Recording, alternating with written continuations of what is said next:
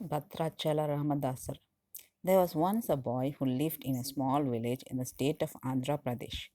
One day he found a very beautiful parakeet and, enchanted by it, brought it home.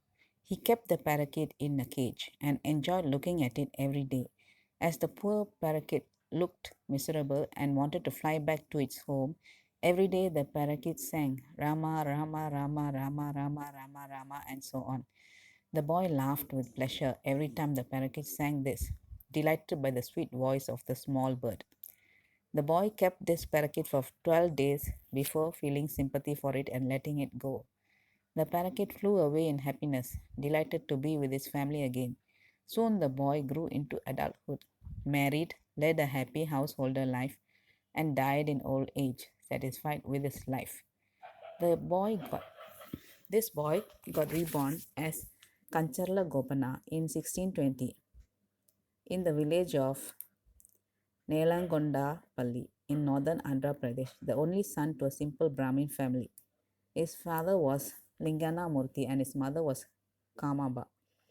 Kancharla Gopana's uncle Akana was the administrative head in the court of Qutub Shahi Sultan Abdul Hassan Tana Shah, the Mughal ruler of the area.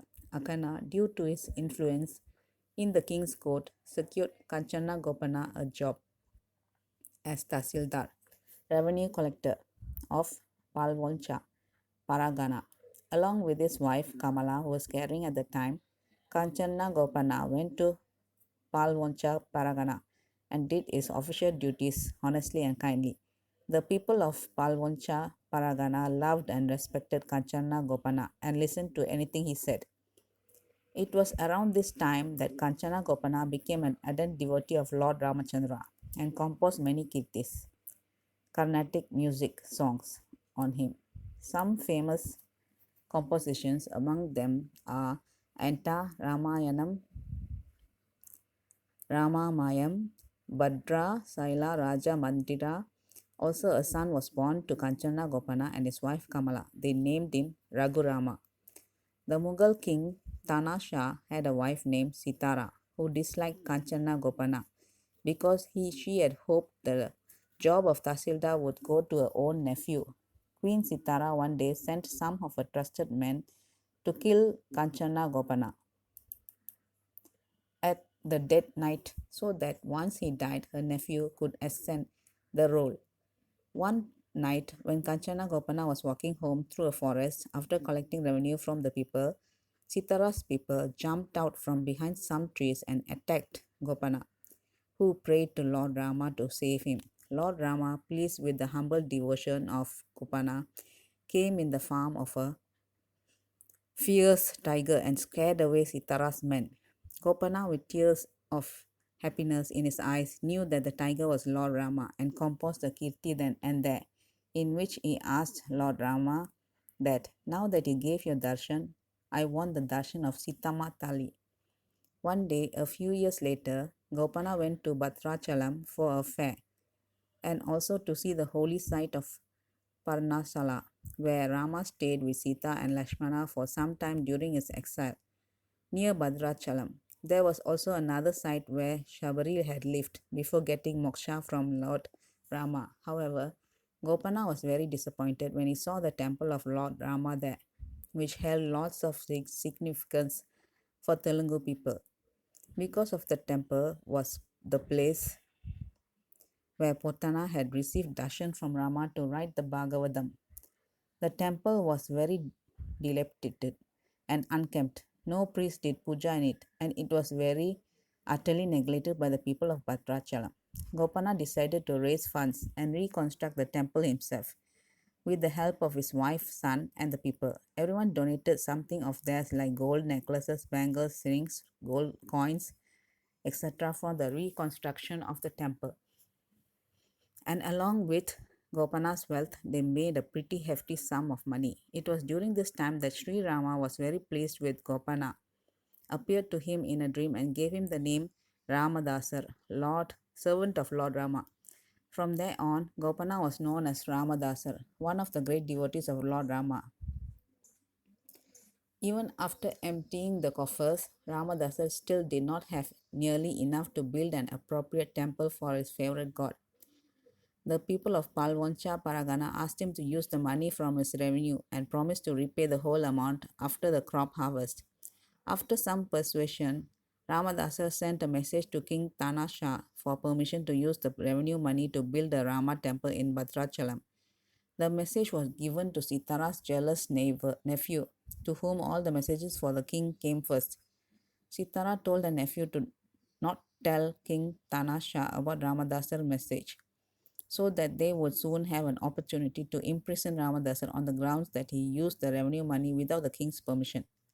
After a while, when no message came from the king, Ramadasa assumed that the construction of Ramalaya was approved and began work on it. With the help from the people and his own devotion, Ramadasa soon reached the completion of his temple, spending 600,000 rupees of the land revenue. However, he encountered one problem which perplexed him highly.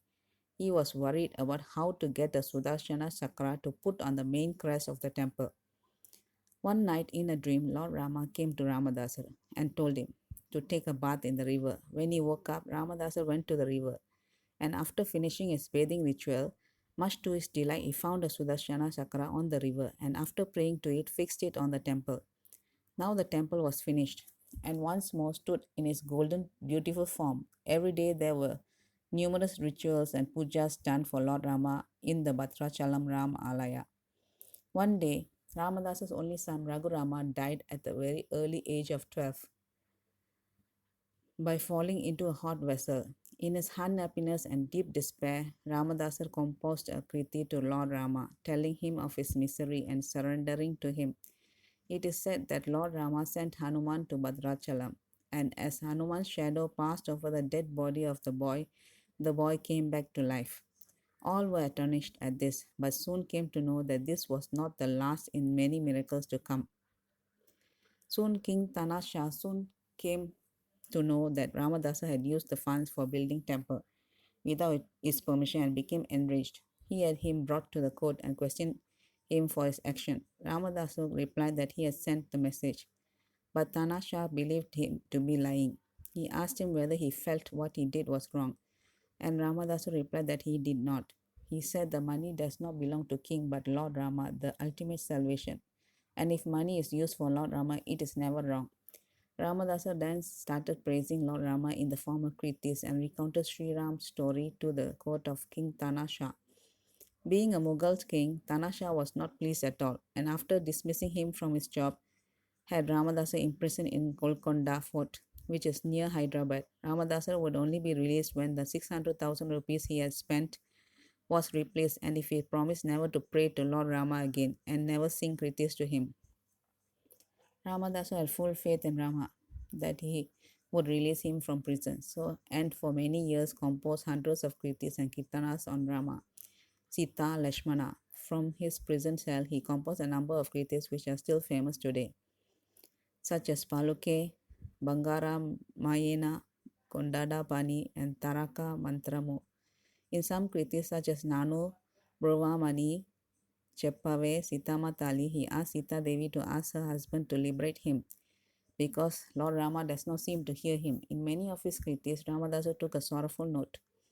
And when in despair that his Lord Rama has forgotten him, wrote kritis like Ishkvaku Kula Tilaka, in which he reminds Rama of the temple he built him and the jewelry he bought for his Sita's and Lakshmana's statues. Ramadasa accuses Rama of being indifferent to his devotees' suffering, but then feels repentant and writes kritis of total surrender. King Tanasha had Ramadasa suffer lots of physical pain also to make him lose faith in his Rama. He had hot iron rods burned on Ramadasa's bare back, ground spices sprayed on those burns to make them more painful than they already were, make him carry heavy iron weights, had him whipped hundreds of times every day with not only a leather lash but a spiked iron ball, and fed him spoiled food. No matter what Tanasha did, Ramadasu never lost faith in Sri Rama and continued praying to him through his compositions. There was once when, after a strenuous day of physical labor, Ramadasar was extremely tired and weak. Tanasha had saltless, bitter bread brought for Ramadasar so that he could enjoy the sight of a hungry Ramadasar trying to take down the horrible food. But Ramadasar, after taking a bite of bread, sighed in pleasure and composed a song called Ento Ruchira, in which he praises Lord Rama, which cherish with relish, saying that Rama's name was so sweet that by seeing it, one was filled with happiness and peace. Ramadasa suffered endlessly for 12 years. When Lord Rama decided that his devoted servant had suffered enough, Rama and Lakshmana took the form of two young warriors named Ramoji and Lakshmoji and came into Tanasha's bedchamber in the middle of the night. They woke up Tanasha and presented him with much more than 600,000 rupees, asking him to release Ramadasa. After obtaining receipt of release from Tanasha, Ramoji and Lakshmoji went off to the jailer of Ramadasu and presented him with the receipt. The jailer then released Ramadasar, but before Ramadasar could see who had saved him, Ramoji and Lakshmoji had disappeared. When examining the coins that Ramoji and Lakshmoji had given him, Tanasha saw that they had a strange emblem on them, and after referring with his ministers, he realized that the emblem was that of the son of Dasharath, Lord Ramachandra himself. Tanasha's eyes were opened and he realized that Ramadasar's Rama really did exist and he had been fortunate enough to receive darshan from him. Ramadasar also realized that Ramoji and Lakshmoji were none other than Ram and Lakshman, come to release him from the prison of Tanasha. But he was distraught that while he, who had served Rama with devotion since a young age, did not receive darshan from him, while Tanasha, who had lived a life of materialism, had received the blessed darshan of Ram and Lakshman. He was so miserable about this that he was about to end his life when Rama appeared to him in a dream and explained to him that the reason of his jailing. Rama told him in his previous birth, Kopana had imprisoned a parakeet for 12 days and had made fun of the parakeet while it was chanting Rama's name. So the boy had to suffer his bad karma. Rama told him that the caging any animal is very bad karma, so the boy had to suffer 1 year for every day that he jailed the bird. While Tanasha made fun of him for singing praises of Lord Rama, Rama then told Ramadasa that his karma was now liberated and he was free from any sin. Once he died a natural death in his life, Ramadasa would get moksha. And then Rama showed Ramadasa his true form with Mata Sita at his side. Thus blessed, Ramadasa spent the rest of his life doing service to his temple in Badrachalam, and at the age of 60 died and merged with Lord Rama. Before that, Tanasha, who thought of all this as a miracle of Allah, donated the money given by him by Ram and Lakshman to the Badrachalam temple. And thus every year at Ram Navami, the temple at Badrachalam built by Ramadasa received gifts from the people. The end.